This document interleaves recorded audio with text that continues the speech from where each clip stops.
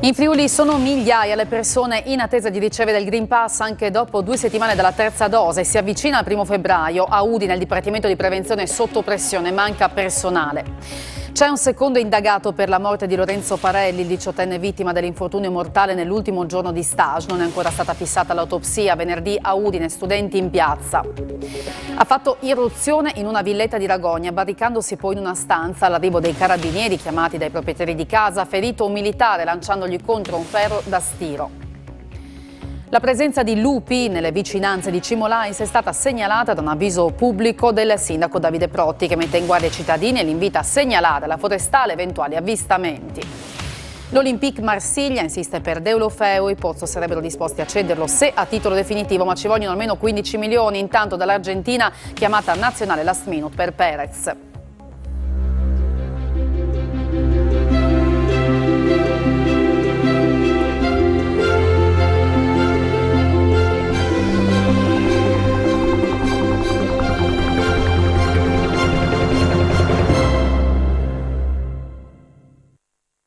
Buonasera a tutti voi da Telefriuli, ben trovati all'edizione serale del nostro telegiornale. Si avvicina il 1° febbraio e in Friuli sono migliaia le persone in attesa di ricevere il Green Pass rafforzato anche dopo 2 settimane dalla terza dose. È lunga l'attesa per ricevere anche il certificato di fine isolamento dopo la guarigione dal Covid. A Udine il Dipartimento di Prevenzione è sotto pressione, come conferma il direttore Aldo Savoia. Manca personale anche per colpa dei contagi, si allungano i tempi anche per l'effettuazione dei tamponi agli studenti. In Friuli Venezia Giulia sono migliaia le persone in attesa di aggiornare il Green Pass per poter riprendere a lavorare o ritornare a scuola. Anche al Dipartimento di Prevenzione dell'Azienda Sanitaria Universitaria del Friuli Centrale si segnala una situazione di grave difficoltà. Migliaia di persone nella nostra provincia, la nostra azienda sanitaria, sono ancora in attesa, nonostante un tampone negativo, di avere quello che noi definiamo lo svincolo, cioè quello che è il certificato di liberazione. Purtroppo la situazione attuale è, rispetto anche a questa ondata, è di grave difficoltà, ovviamente, dei servizi del Dipartimento di Prevenzione, perché dobbiamo fare i conti anche coi positivi che abbiamo al nostro interno. Oltre alle problematiche che riguardano il rientro al lavoro, per la scuola la situazione è più complessa proprio per le diversità di provvedimenti per la riammissione in classe. Il Dipartimento di Prevenzione cerca di dare delle risposte, cerca di prenotare anche i tamponi, per esempio, che sono necessari per la riammissione alla didattica in presenza. Però purtroppo i tempi della prenotazione di questi tamponi molto più delle volte scivolano oltre quelli che sono i tempi che erano stati originariamente definiti. Il tampone farmaceutico è sufficiente allo svincolo, sì. Come dico, ribadisco questo concetto: in farmacia si va se si è asintomatici, quindi se non ci sono sintomi. Cala intanto leggermente la curva dei contagi in Friuli Venezia Giulia. Le positività totali in regione riscontrate nelle ultime 24 ore si allontanano dalla soglia delle 5.000 unità, tornando più vicino a 4.000. Oggi infatti sono emersi 4.104 nuovi contagi, da sottolineare purtroppo il numero sempre alto dei decessi legati al virus. 15. Scende di una unità il numero dei pazienti in terapia intensiva, adesso 41, ma salgono di 15 gli ospedalizzati in altri reparti, sono 489. Per quanto riguarda l'andamento della diffusione del virus tra la popolazione, la fascia d'età più colpita è quella tra i 40 e i 49 anni. Per quanto riguarda gli isolamenti sono oltre 64.000. I lavoratori che hanno contratto il Covid in questi 2 anni si sono assentati mediamente dal lavoro per un mese intero. I dati sono contenuti in un report dell'INAIL pubblicato oggi, che fa il punto della situazione da gennaio 2020 a fine dicembre scorso. I decessi sul lavoro da Covid segnalati in tutta Italia all'INAIL dall'inizio della pandemia sono 811, 11 dei quali in Friuli Venezia Giulia. Sul fronte dei contagi sul lavoro invece le denunce fino fino al 31 dicembre 2021 sono state 191.046, 4.776 di queste nella nostra regione. L'Istituto ha anche analizzato l'esito delle denunce presentate, l'inabilità temporanea riconosciuta per ogni tipo di indennizzo legato al contagio da Covid sul lavoro ha raggiunto complessivamente in Italia 4 milioni di giornate. Un adolescente su 4 presenta sintomi di depressione da Covid. La problematica si rileva anche nella nostra regione. Tutte le ricerche concordano con un'allarmante percentuale di giovanissimi che sta manifestando segni di disagio mentale, rileva Matteo Balestrieri, co-presidente della Società Italiana di Neuropsicofarmacologia e professore ordinario di psichiatria all'Università di Udine, che in questi giorni affronta la tematica nel corso di un congresso nazionale a questo dedicato. Da studi condotti a livello internazionale su 80.000 giovani emerge che i tassi di depressione e ansia sono direttamente correlati alle restrizioni e si impennano quando viene impedita la socialità. Oggi un adolescente su 4 ha sintomi clinici di depressione e 1 su 5 segni di disturbo d'ansia, dati che per Balestrieri confermano la necessità di intercettare e trattare la depressione nei giovanissimi. C'è un secondo indagato per la morte di Lorenzo Parelli, il 18enne di Castions di strada, studente al Bearzi di Udine, schiacciato da una putrella nell'ultimo giorno di stage in alternanza scuola-lavoro alla Burimec di Lauzacco. L'iscrizione nel registro degli indagati si aggiunge a quella del proprietario dell'azienda metalmeccanica, il 71enne Pietro Schneider. La procura di Udine nelle prossime ore affiderà l'incarico al medico legale di effettuare l'autopsia sul corpo del ragazzo, ma la data non è stata ancora fissata. E intanto venerdì a Udine scenderanno in piazza gli studenti. Fermo restando anche la riconosciuta validità, la complementarietà di quella che una volta si chiamava la scuola altrove. No, questa è una definizione che risale agli anni 70. Mettiamo dentro da parte sindacale l'esperienza della scuola delle 150 ore, cioè dico queste cose per sgombrare il campo da qualche dubbio che può esserci su un posizionamento sindacale che a prescindere e pregiudizialmente si collocasse contro questo strumento, cosa che non è. È sempre bello, interessante dare voce agli studenti e alle studentesse. È sempre un momento di apprendimento e gli stessi studenti che anche qui a Udine venerdì faranno un presidio in piazza Primo Maggio su questi temi. Noi abbiamo letto un comunicato stampa i cui toni ci sembrano, diciamo, non orientati, e noi ci saremo. Anche rispetto a quello che ho detto a inizio trasmissione, il livello di impegno per un'organizzazione sindacale come la nostra è a tutto tondo e quindi laddove c'è discussione, laddove c'è confronto e soprattutto ci sono gli studenti e le studentesse, noi sentiamo la necessità, che non è una necessità, è un nostro modus operandi di esserci. Dalle 21 puntata di Elettroshock dedicata proprio al dibattito che si è generato sull'alternanza scuola-lavoro. A Trieste oggi si sono tenuti i funerali del ragazzo di 17 anni ucciso a inizio gennaio. Ci siamo fatti tantissime promesse e ora che non ci sei più le porterò a termine da solo per noi. Ma adesso te la faccio una promessa e ti prometto che il mio primo figlio porterà il tuo nome, ti riposo in pace, vita mia.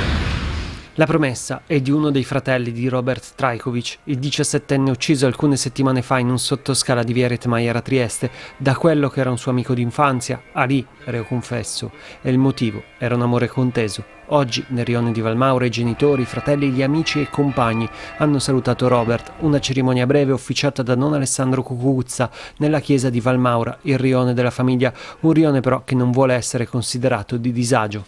A noi è un dovere, quello di curare la bellezza della nostra vita, che non può essere macchiata da niente, e lo dico in particolare ai ragazzi qui presenti che sperimentano e toccano, soprattutto quando vivono nelle periferie difficili, tante cose brutte, di non sprecare con le cose brutte la bellezza della vostra vita.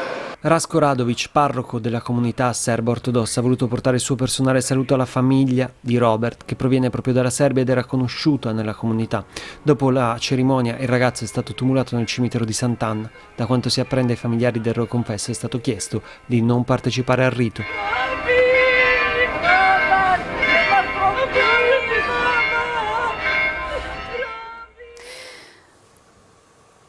Un 44enne è stato arrestato dai carabinieri per lesioni e resistenza a pubblico ufficiale. L'uomo era entrato con forza in una villetta di Ragogna e lì si era barricato lanciando un ferro da stiro addosso a un carabiniere. Entra in una villetta di Ragogna e, all'arrivo dei carabinieri, si barrica in casa, provocando danni in alcune stanze e ferendo un militare dell'Arma.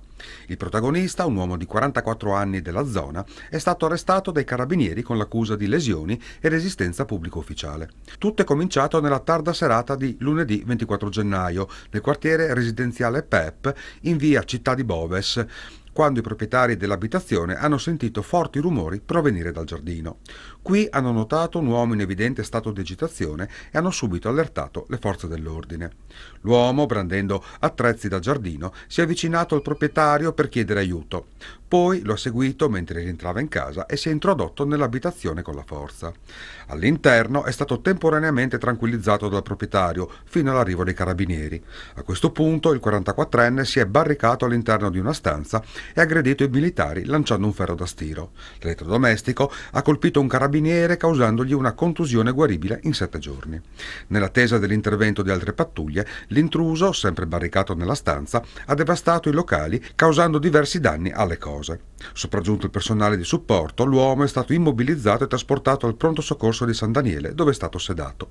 L'arresto è stato convalidato ieri e il 44enne è sottoposto all'obbligo di firma alla stazione dei carabinieri di San Daniele.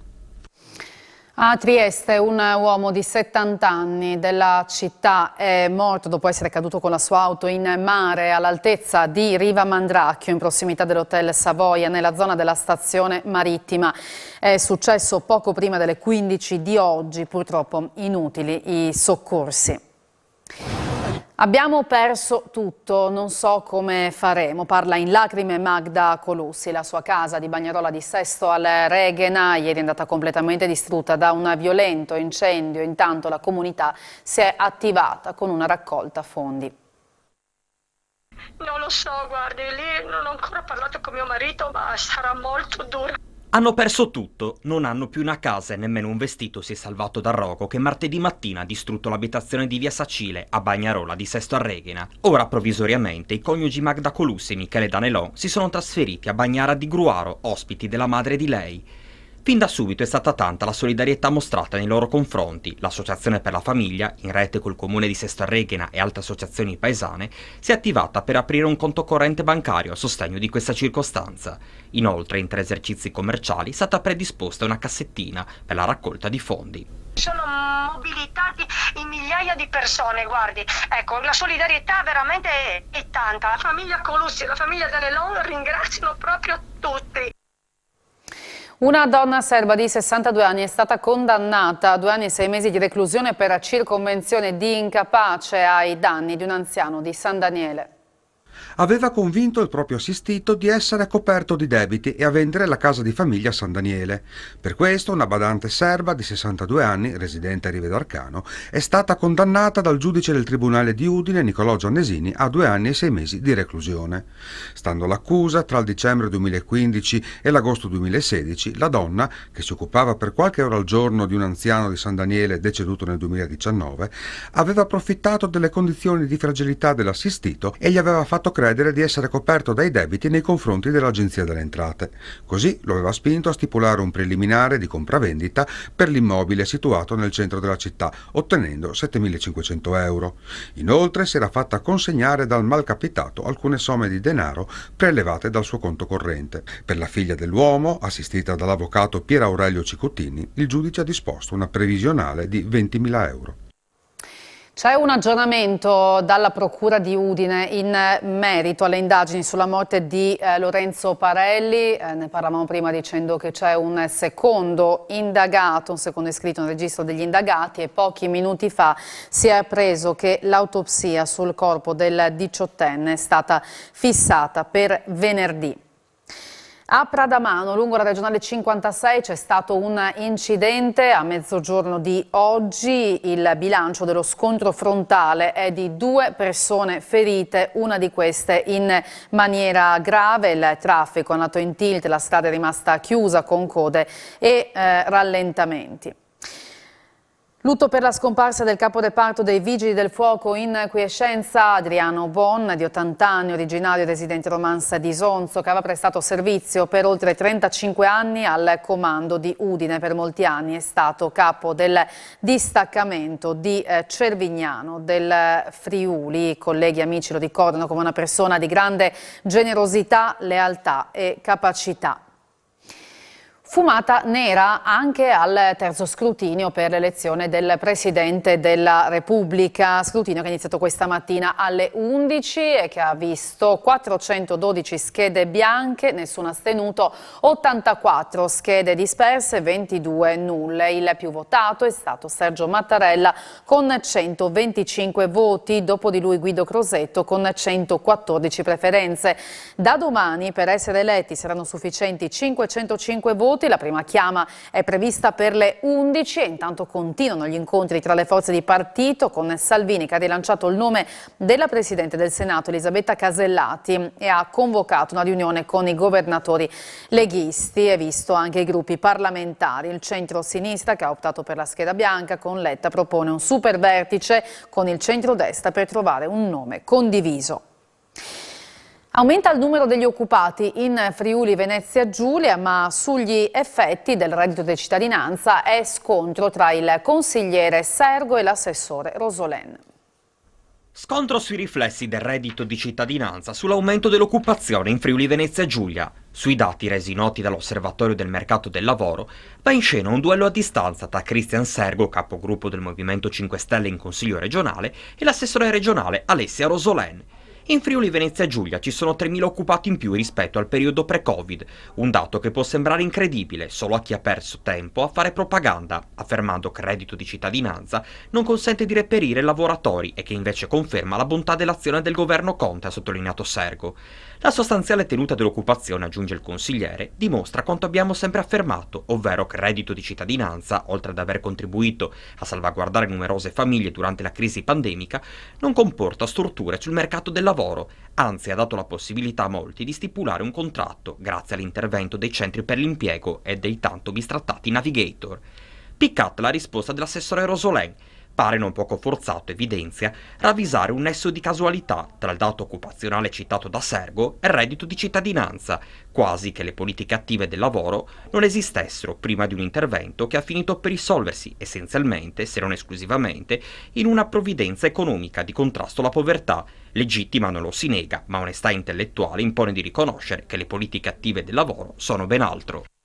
Sono positivi i dati sui contratti di rete nel 2021 in regione, trainati dalla provincia di Udine. Friuli Venezia Giulia ancora una volta trainato dalla provincia di Udine. Nel 2021 i contratti di rete in regione hanno raggiunto quota 476, più 11,2% rispetto al 2020, coinvolgendo 2.139 imprese, 13,3% la variazione positiva annua. L'appartenenza alla rete ha aiutato le imprese retiste a fronteggiare gli effetti della pandemia, ma soprattutto la rete ha permesso ai singoli partner di sviluppare nuove competenze e migliorare la trasformazione tecnologica e digitale. E quanto emerge dal terzo rapporto dell'Osservatorio Nazionale sulle reti d'impresa, a cui partecipano Infocamere, Rete Impresa, Confindustria e il Dipartimento di Management dell'Università Ca' Foscari di Venezia. Il fenomeno delle reti, afferma Anna Mareschi Danieli, vicepresidente di Confindustria Udine con delega alle reti d'impresa, ha fatto registrare una crescita costante anche nell'ultimo anno, collocando il Friuli Venezia Giulia ai vertici della classifica nazionale per propensione retista, un dato che conferma la resilienza del nostro sistema industriale e la validità di una formula di collaborazione tra aziende. Dal punto di vista della vocazione rettista delle regioni, il primato spetta al Friuli Venezia Giulia, dove il rapporto tra imprese in rete e sistema imprenditoriale locale di 199 imprese ogni 10.000 registrate. Spostando l'analisi sulla propensione rettista dei territori provinciali, il primato assoluto a livello nazionale spetta a Viterbo, che divide il podio con Udine e Pordenone, a seguire Gorizia e Trieste. Fari nuovamente puntati sull'ampliamento richiesto dalla Kronospan a San Vito al Tagliamento. Era in programma per oggi un'inchiesta pubblica. Vediamo. Nuova inchiesta pubblica, la seconda sull'ampliamento della Kronospan nella zona industriale di San Vito al Tagliamento. All'Auditorium Zotti, su invito della Regione in qualità di autorità competente, l'azienda che produce pannelli truciolari da legno riciclato ha illustrato ai presenti le integrazioni presentate a fine dicembre al provvedimento autorizzatorio unico regionale. In collegamento, l'amministratore delegato Massimo Cenedella ha ribadito l'impronta green del progetto, che prevede minori emissioni rispetto al precedente piano, sottolineato la ricaduta occupazionale sul territorio e garantito un ferreo controllo sui materiali immessi nella caldaia scarti legnosi. Restano tuttavia parecchie le perplessità dell'amministrazione comunale. Non siamo ancora convinti, permangono a nostro avviso dei nodi, sia per quanto riguarda aspetti di carattere ambientale, sia per quanto riguarda aspetti di carattere urbanistico e anche aspetti di carattere logistico, perplessità che noi andremo a formalizzare nelle nostre osservazioni e le porteremo chiaramente nella conferenza dei servizi. Presenti in sala cittadini, numerosi consiglieri comunali e regionali che sono intervenuti, così come altri da remoto. Per il comitato ABC, contrario al progetto, gli scenari non sono cambiati. Nelle integrazioni hanno aggiunto che l'azienda che riceve il materiale non è propriamente la Kronospan, ma è un'azienda che si chiama in modo diverso, posseduta dalla Kronospan, si chiama Silva. C'è stato un leggero abbattimento delle emissioni, ma non sufficiente. Si tenga presente che arriveranno 650.000 tonnellate di legno da riciclo, quasi tutti con camion. Prossimo appuntamento, la conferenza dei servizi in programma il 7 febbraio. Numeri in crescita per Piancavallo dal 4 dicembre al 20 gennaio, quasi 67.000 accessi. Numeri record e un piano di investimenti di oltre 5 milioni di euro. Piancavallo, in quanto ad ingressi, continua a far registrare dati importanti. Dal 4 dicembre scorso, inizio della stagione, al 20 gennaio, quasi 67.000 sciatori hanno premiato la località regionale scegliendola. L'assessore al turismo del Friuli Venezia Giulia, Sergio Emilio Bini, oggi in visita al polo sciistico che fa parte del comune di Aviano, ha sottolineato un incremento del 63% rispetto alla stagione invernale 2019-2020 e del 21% rispetto al 2018-2019. Numeri che non si sono mai visti a queste latitudini, che significa che è una località con delle potenzialità di crescita molto importanti, che significa che le politiche di sviluppo che la Regione Friuli Venezia Giulia ha attuato nei confronti del polo sciistico stanno piacendo. Abbiamo fatto un restyling di quella che è l'immagine del polo. Non dimentichiamoci che il nostro piano di sviluppo prevede per il Piancavallo 5 milioni di euro, che sono cifre importanti, ma poi insomma una vocazione non solo invernale ma anche estiva, molto apprezzata e molto ricercata, quindi bene. A Cimolais un avviso pubblico del sindaco avvisa la cittadinanza sulla presenza di lupi nei pressi dell'abitato, ma al tempo stesso invita alla tranquillità. 2 attacchi ai danni di cervi sono avvenuti a inizio settimana da parte di lupi nelle vicinanze dell'abitato di Cimolais, un fatto che è stato portato all'attenzione dei cittadini con un avviso dal sindaco Davide Protti, il quale invita la popolazione a mantenere la calma, sottolineando come sia appurata la presenza di lupi nel territorio comunale, anche se solo con poche unità, e che è comunque difficile avere un incontro ravvicinato con questi animali. Tuttavia il primo cittadino ha anche messo in evidenza alcuni accorgimenti, anche in considerazione del fatto che il pericolo maggiore può venire per gli animali domestici e da reddito. Tra i consigli segnalati, l'invito a gestire nel modo corretto i rifiuti alimentari, tenere gli animali da reddito in recinti solidi, avere una particolare accortezza per gli animali domestici che potrebbero comunque essere predati. Infine, in caso di incontro con il lupo, il suggerimento è quello di mantenere un atteggiamento calmo e rilassato, allontanarsi senza ricorrere a urla e gesti rapidi che potrebbero venire interpretati dall'animale come una minaccia, evitare infine assolutamente di avvicinarsi ai cuccioli o a esemplari in apparente difficoltà. difficoltà. Ad ogni modo, in caso di avvistamento, anche se a distanza, è opportuno segnalarlo alla stazione forestale competente in Valcellina, nel comune di Cloud, il cui personale è a disposizione per fornire informazioni sull'argomento e per l'assistenza in caso di predazione di animali domestici e da reddito. Ricorre domani la giornata della memoria per non dimenticare l'orrore dei campi di sterminio. L'ANED di Pordenone presenterà un'iniziativa unica in Italia. La voce come strumento della memoria, come racconto tramandato di un orrore che non deve più essere ripetuto, è questo che sta alla base dell'iniziativa Fiore all'occhiello a livello nazionale dell'Associazione Ex Deportati di Pordenone, che proprio nella giornata della memoria alle 10:30 all'Auditorium della Regione presenterà il progetto degli audiolibri ai quali lavora da tempo. Con un'iniziativa dal titolo La voce dei libri, nella quale presenteremo appunto il nostro progetto di registrazione audio dei vari testi, delle varie testimonianze che stiamo raccogliendo già da 2 anni quasi, grazie al lavoro dei donatori di voce dell'Unione Italiana Ciechi e delle associazioni del libro parlato di Feltre e di Verbania. Domani presenteremo in particolare degli estratti dal libro La storia di Savina di Marko Kozlovic. Savina è una donna che è stata deportata a Ravensbrück quando era già incinta all'8° mese e suo figlio Danilo è nato nel campo di Ravensbrück, ma naturalmente dopo qualche giorno è morto. Un modo per non disperdere le testimonianze di chi ha conosciuto i campi di concentramento e farne monito perenne per le nuove generazioni.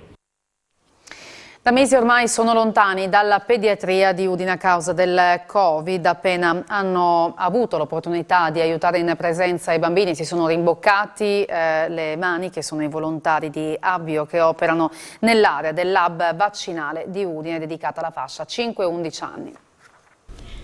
La pandemia li ha tenuti lontani dai reparti, l'arma messa in campo per combattere il Covid li ha riportati a fianco dei più piccoli. I volontari di Avvio, l'associazione Bambino in Ospedale, che da oltre 20 anni prestano il loro servizio nella pediatria dell'ospedale Santa Maria della Misericordia di Udine, hanno risposto con entusiasmo alla richiesta di supporto arrivata dall'azienda sanitaria universitaria Friuli Centrale, che ha chiesto disponibilità per una loro presenza nello spazio vaccinale dell'Ente Fiera di Udine dedicato alla fascia 5-11 anni. I volontari di Avvio, da mesi lontani dal reparto in ospedale, si sono subito dati da fare per allestire l'ambiente e renderlo più accogliente per i bambini, che poi aiutano a trascorrere in allegria e serenità i 15 minuti dopo l'inoculazione, durante i quali devono restare nella struttura. Dopo la somministrazione, i neovaccinati vengono premiati dai volontari che consegnano loro la medaglia del coraggio. Ma non finisce qui, ricevono in dono dei libri oppure delle tazze dipinte da piccoli pazienti ricoverati in pediatria. In quelle stesse tazze ci sono poi tanti pennarelli disposti sui tavoli a disposizione dei più piccoli assieme a fogli per realizzare disegni. Proprio le immagini raccolte durante la campagna vaccinale decorano le pareti dello spazio dedicato ai bambini. Più di 3.000 sono quelli che fino ad oggi hanno ricevuto la prima dose di vaccino nel lab della fiera e sono stati intrattenuti dai volontari di Avvio. I disegni realizzati dai più piccoli raccontano il loro approccio alla pandemia, all'immunizzazione. Il mondo è più bello da vaccinato. Non abbiate paura, non fa male il vaccino, io l'ho provato e non ha fatto nulla. E ancora, anche i supereroi si vaccinano, fallo anche tu. Il mercato sta per chiudere, ma c'è un ultimo assalto per Deulofeu e la società, in caso arrivasse la cifra stabilita e a titolo definitivo, potrebbe anche essere disposta a cederlo. Ne parliamo tra poco a Sport FVG. Io vi ringrazio per aver seguito il nostro telegiornale, vi auguro un buon proseguimento di serata. Arrivederci.